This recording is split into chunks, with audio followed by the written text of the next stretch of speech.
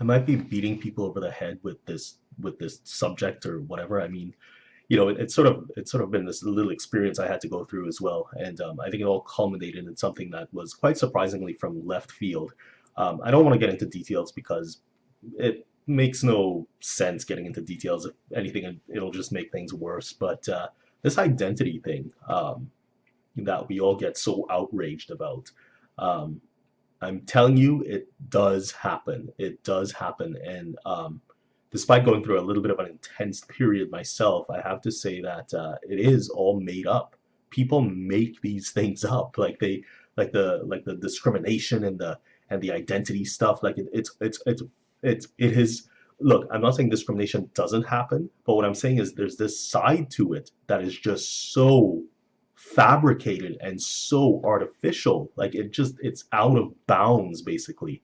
Um, but like I said in a previous post, I don't know where the blood-brain barrier is on it, and I know that's a very ambiguous kind of like scientific-y thing to say without knowing much about what the blood-brain barrier is. I mean, I have an idea of what it is, but um, basically what that meant was basically saying that I don't know how when people get outraged about things like identity and discrimination and things like that, sometimes it gets very difficult to tell what actually gets inscribed on the brain as truth and what and what doesn't, like, so it's hard to tell where the line is when people just like lose their left testicle over some stupid shit.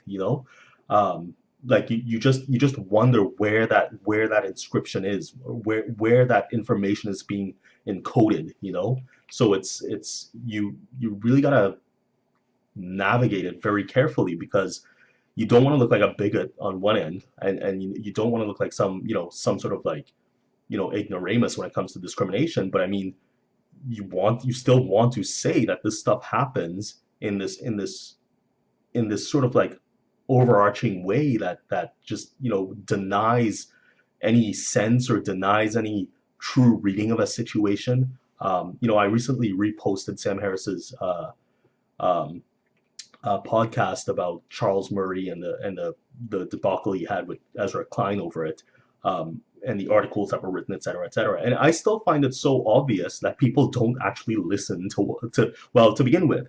I've never read Charles Murray's book, but when it comes to that podcast that was referring to Sam Harris's previous podcast with Charles Murray, I find it bizarre that people haven't listened to Sam Harris's podcast with Charles Murray to begin with to understand what the guy is saying.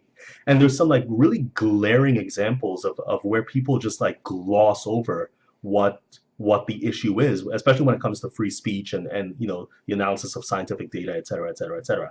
Um, there's some glaring issues that people just don't look at. Like it's like they just gloss over it and just get really angry because Charles Murray is a racist, blah blah blah blah blah.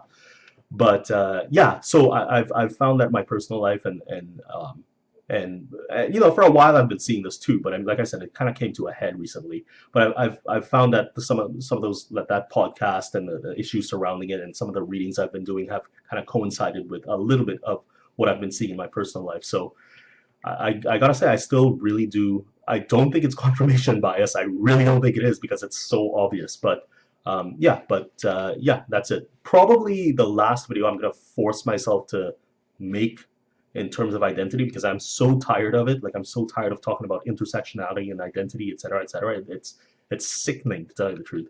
But yeah. Anyway, sorry I even had to make this video. I'm outraged. Anyway, bye.